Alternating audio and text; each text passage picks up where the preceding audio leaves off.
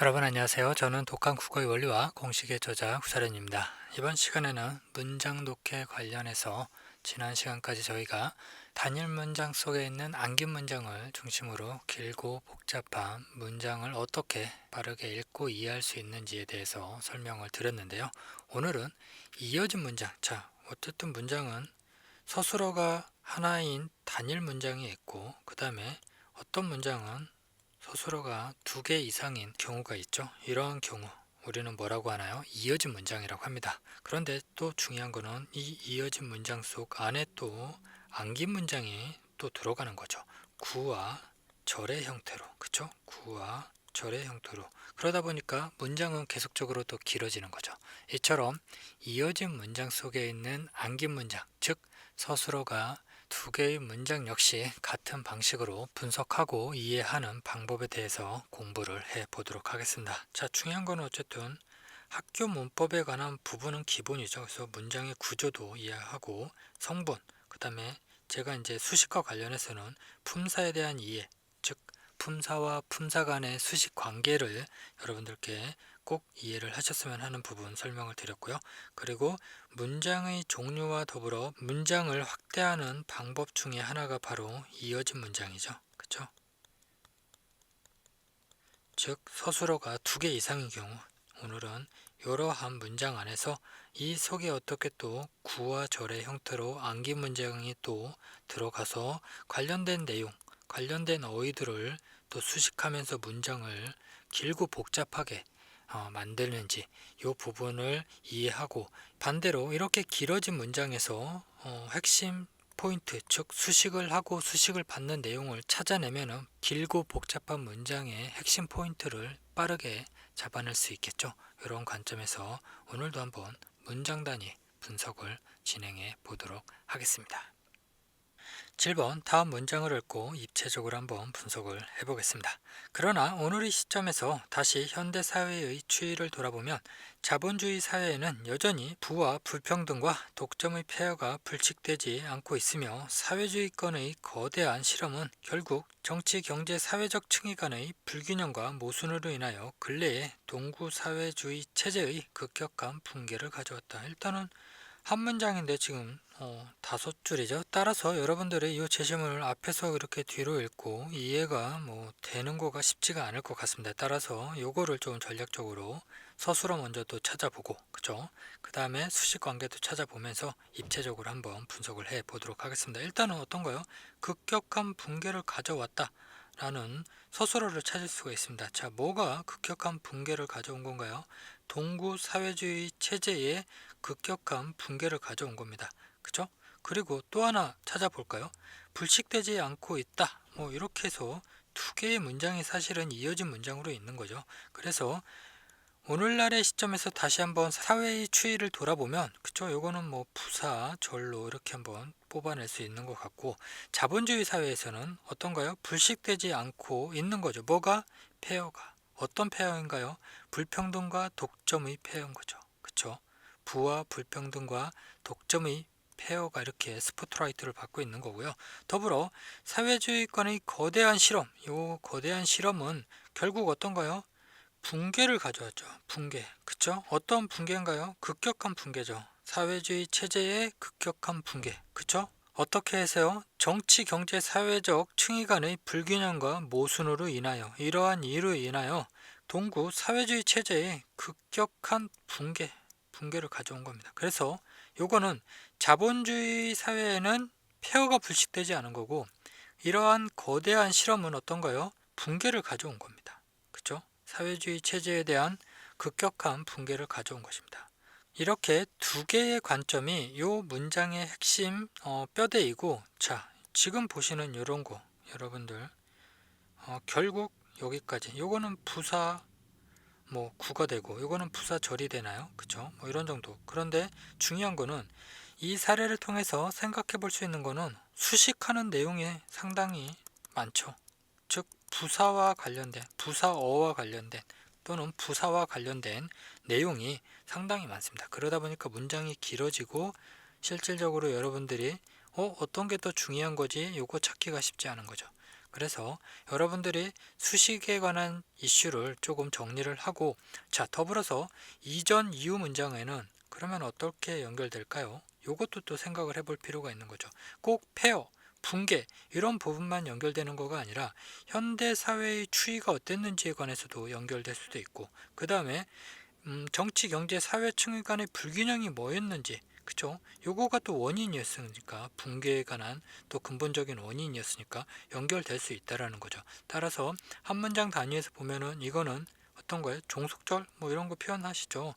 그렇게 중요하지 않은 부사와 관련된 내용이지만, 실질적으로 문장과 문장 단위의 연결 관점 안에서는 이후 내용을 살펴봐야 어떤 내용이 더 중요한지를 최종 판단을 할 수 있다. 뭐 이런 정도 생각을 하시면 될 것 같습니다. 그래서 이 한 문장은 상당히 길고 복잡한 관계를 가지고 있지만, 여러분들이 이렇게 체계적으로 조금 분석을 하면서 이해를 하면은 나중에 아무리 긴 내용이 나와도 정리를 할 수 있죠. 맨날 문법책에 나오는 짧은 문장으로서 문장 성분 이해하고 문장의 구조 이해하면은 아무 소용이 없습니다. 실질적으로 시험 제시문에 나오는 문장, 즉 복잡한 문장을 가지고 훈련을 해봐야 실질적으로 문장 독해가 완성이 되는 겁니다. 제가 말씀드리는 문장과 문장 독해가 아닙니다. 그죠? 이제는 그 내용은 충분히 이해를 하셨을 것으로 생각을 해봅니다.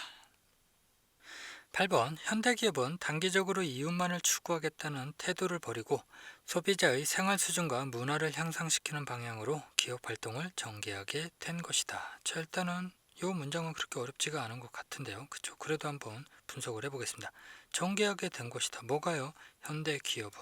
요거가 하나 잡히고, 자, 그 다음에 스스로가 또 하나가 있는데 찾으셨나요? 여러분들? 추구하겠다는 태도를 버리고, 여기에서 하나 또 나눌 수가 있는 거죠. 그래서 태도를 어떻게 하는 건가요? 버리는 거죠. 어떤 태도? 이윤만을 추구하겠다는, 단기적으로 이윤만을 추구하겠다는 이 태도를 버리는 거가 하나 이슈가 있는 거고요. 그죠? 더불어서 방향으로 어떤가요? 기업 활동을 전개하게 된 것이다 라는 이 문장에 대한 이슈가 있는 겁니다. 자, 그런데 여기서 또 하나 중요한 거는 방향이 어떤 방향인가요? 소비자의 생활 수준과 문화를 향상시키는 방향. 그래서 태도와 방향이 이 사례에서는 스포트라이트를 가장 많이 받는 거죠. 그렇죠? 이 두 개를 잡으셨으면은 나머지 이거가 지금 팍 주는 거거든요. 그렇죠? 이 부분이 지금 빠지는 겁니다. 쉽게 말해서. 자, 이거 제거하고 나면은 현대기업은 태도를 버리고 방향으로 기업 활동을 전개가 된 것이다. 이렇게 나오는 겁니다. 자, 그런데 중요한 거는 뭐 이 관련된 수식하는 내용에 관한 부분들도 좀 이해를 해야 되겠죠. 자, 그래서 이렇게 조금 정리하고 구분하고 분류해서 이렇게 길고 복잡한 문장을 좀 이해를 하시는 겁니다. 그리고 이거는 이어진 문장이죠. 그쵸? 뭐뭐 하고, 요거는 나중에 뭐뭐 한다 하고 어떤가? 그리고 이런 식으로 두 개의 문장으로 쪼갤 수도 있는 거죠. 그래서 여러분들이 꼭 이해를 하셔야 되는 거는, 우리가 실질적으로 보는 하나의 이 문장은, 그죠? 최대 두 개에서 세 개 정도, 뭐 많게는 다섯 개까지도 뭐 갈 수도 있는데, 보통 이렇게 되면 너무 오바죠. 그래서 한 세 개 정도까지 문장을 쪼갤 수 있는 사례들이 상당히 많습니다. 그래서 이 한 문장을 단순하게 한 문장으로 이해하시는 것보다는 적어도 세 개 문장 정도가 연결되는, 그죠? 요게 맥시멈이죠. 학교 문법 범주에서 연결할 수 있는 맥시멈이고, 제가 말씀드리는 문장과 문장은 이러한 문장들이 또 수도 없이 연결되는 요 관계를 파악하는 포인트를 설명을 드리는 거고, 요거는 나누어서 공부를 할 필요가 있는 거고, 지금 우리는 한 문장 단위에 대한 내용을 공부하고 있는 거고, 이렇게 이해를 하시면 됩니다. 그래서 태도와 방향을 잡으셨다라고 하면은 정보를 확 줄이면서 이 문장에서의 큰 구조 그리고 특징들을 잡아낼 수 있다. 뭐 이렇게 생각을 하시면 될 것 같습니다. 9번 물질의 궁극적인 구성 단위가 무엇인가를 연구하던 물리학자들은 분자 원자를 거쳐 양자의 세계로 들어가 마침내 양자역학이라는 현대 물리학의 새로운 창을 열었다. 자, 일단은 현대 물리학에 대한 새로운 장을 열었다고 합니다. 누가요? 물리학자들은. 그쵸? 주어 잡혔죠. 그쵸? 이렇게 해서 일단은 물리학자들은 현대 물리학의 새로운 장을 열은 거가 뭐 기본적으로 잡히는 것 같습니다. 그런데 이 물리학자는 어떤 물리학자인가요? 요게 좀 스포트라이트를 받죠. 요 앞선 부분 안에서 물질의 궁극적인 단위가 무엇인가를 연구하던 물리학자들은 어떤가요? 원자를 거쳐 양자의 세계로 들어갔죠. 요거가 또 하나 문장을 쪼갤 수가 있는 것 같고요. 그리고 마침내 어떻게 되나요? 양자역학이라는 현대 물리학의 새로운 장을 열었다. 이렇게 이해를 하시면 될 것 같습니다. 그래서 이렇게 문장을 두 개로 쪼갤 수 있는 이런 포인트들을 그쵸? 보시면 좋겠죠. 들어가게 되었다. 뭐 이렇게 나눠 가지고 그쵸? 마침내 그래서 두 개 문장으로도 구분해서 이해를 할 수 있다. 이런 정도 여러분들이 요 한 문장에 대한 이어진 문장에 대한 그리고 이어진 문장 안에 다시 어떤가요? 지금 이런 거는 뭔가요? 관용어죠. 관용어가 이렇게 명사 즉 요 물리학자들을 수식하고 있는 거고 그죠? 수식받고 수식하고 그리고 안긴 문장 이어진 문장 그리고 아는 문장 안긴 문장 이런 관계들을 지속적으로 여러분들이 뭐 확인할 수 있고 인식할 수 있고 그 다음에 그러한 내용을 문장 안에서 찾아낼 수가 있으면 아무리 내용이 길어지고 복잡해져도 분류해낼 수가 있겠죠. 그리고 이렇게 한 번에 안 읽히는 문장에서는 저처럼 지금 사고를 하시는 거죠. 이런 과정을 통해 문장 독해가 되어야 실질적으로 이어지는 문장과 문장에 대한 글을 읽을 수가 있지 않겠습니까? 그쵸? 이런 포인트 잘 기억을 하셨으면 좋을 것 같습니다. 10번 2차 세계대전 후 과학기술의 경이로운 발달 및 생산력의 증대에 힘입어 자본주의 체제는 자, 일단 이런 거 주어 잡을 수 있죠. 상대적 안정과 번영을 추구하여 선진 자본주의 국가에서는 산업화의 단계를 훨씬 뛰어넘은 탈산업 사회의 도래와 함께 이데올로기의 종언이 운이 되기도 하였다. 자, 일단은 이데올로기에 대한 종언이 운이 되기도 하였다라고 합니다. 자, 여기서 운이는 뭔가요? 그냥 입방아에 오르는 것을 뭐 운이 되기도 하였다 이렇게 이해를 하시면 될 것 같습니다. 그래서 첫 번째 서술어는 이렇게 나왔네요. 자, 그런데 이 서술어 관한 주어가 뭐 자본주의 체제는인가요? 자, 요 서술에 대한 주어는 요게 아니라 선진 자본주의 국가들에서는 운이 된 거죠. 자, 그쵸. 요게 그러면 첫 번째 주어고 두 번째 주어의 서술어는 뭔가요? 자본주의 체제는 안정과 번영을 구가하였다죠. 이렇게 해서 지금 여기서 지금 문장이 쪼개지는 겁니다. 요 첫 번째 문장과 두 번째 문장이 지금 이어진 문장이고 그쵸? 요게 이제 제가 보는 첫 번째 포인트고 두 번째 요거는 부사절이죠. 그쵸? 부사절 2차 세계대전 후 과학기술이 경이로운 발달 및 생산력의 증대에 힘입어 그쵸? 힘을 입었다. 요 내용을 힘입어 어떤가요?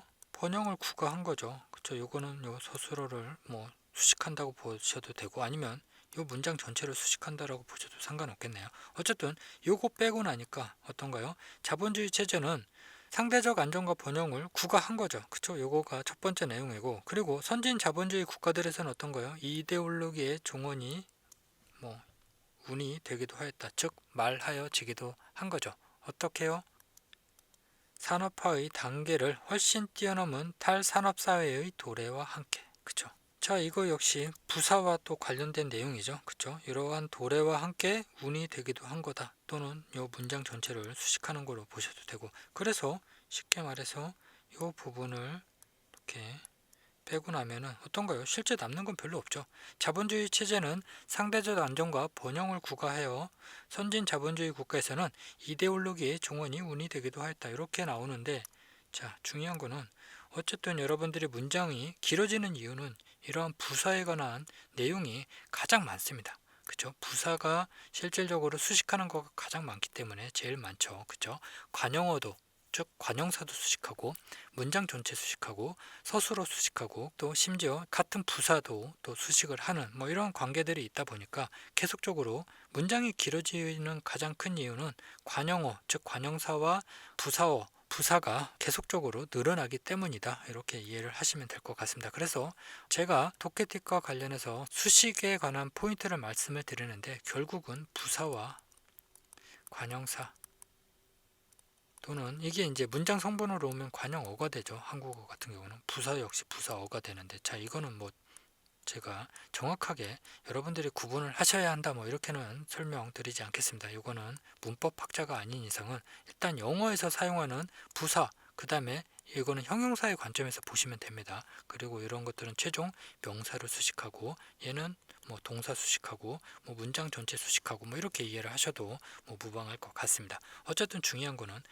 이전 이후 문장의 관점에서 보면은 이러한 부사에 관한 이슈들을 또 무시할 수가 없습니다. 왜냐? 이런 내용들이 실질적으로 또 연결고리, 즉 이전 이후 문장을 연결해가는 중요한 포인트가 될 수도 있기 때문이다. 뭐 이런 정도 생각을 하시면 될 것 같습니다. 11번 현대 공연예술은 단순한 재현을 넘어 표현 주체의 행위와 상태를 상징적으로 보여주는 언어이자 기승전결이라는 우회로를 거치지 않은 현존의 언어가 된다. 자, 일단은 현대 공연예술이 주어가 되는 거고 이거는 뭔가요? 단순한 재현을 넘어 표현 주체의 행위와 상태를 상징적으로 보여주는 언어인 거죠. 이 언어가 지금 스포트라이트를 받는 거네요. 여기도 언어이죠. 어떤 언어인가요? 기승전결이라는 우회로를 거치지 않는 현존의 언어, 그리고 상태를 상징적으로 보여주는 언어. 자, 그래서 언어가 된다. 요거가 서술어가 하나 지금 잡히는 거고, 자, 두 번째 서술어 혹시 여러분들 잡으셨나요? 현대 공연 예술은 단순한 재현을 넘어선다.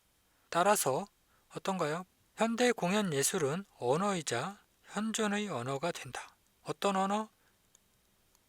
행위의 주체와 상태를 상징적으로 보여주는 언어와 기승전결이라는 우회로를 거치지 않는 현존의 언어, 이렇게 이해를 하셔도 뭐 되지 않을까요? 그래서 요거는 뭐 사고가 이렇게 가는 건가요? 요 안에서 다시 또 쪼개지죠. 이렇게. 그래서 요거를 뭐 사실 쪼개도 되고 안 쪼개도 되는데 여러분들이 요 문장이 이어진 문장의 포인트가 된다라는 거를 뭐 좀 이해를 하시면 될 것 같습니다. 그래서 요거가 뭐 부사의 관점으로 볼 수도 있지만 어떤가요? 문장을 이어진 문장의 관점으로 보시는 거가 더 정확한 방법이 아닌가 뭐 생각을 해봅니다. 자, 요거는 뭐 그렇게 어려운 문장은 아니죠, 사실은. 그죠? 이런 정도 이해를 하셨으면 될 것 같습니다. 12번 국제화가 단순히 개별 국가 간의 교류가 늘어나는 현상을 말한다면 세계화는 교류의 양적 확대를 넘어 개별 국가들의 사회 구조와 국가 간의 관계가 새로운 차원으로 재편되는 과정을 의미한다. 일단은 국제화의 이슈는 뭔가요? 현상이죠. 어떤 현상? 교류가 늘어나는 현상인 거고, 세계화는 뭔가요? 과정이죠. 어떤 과정?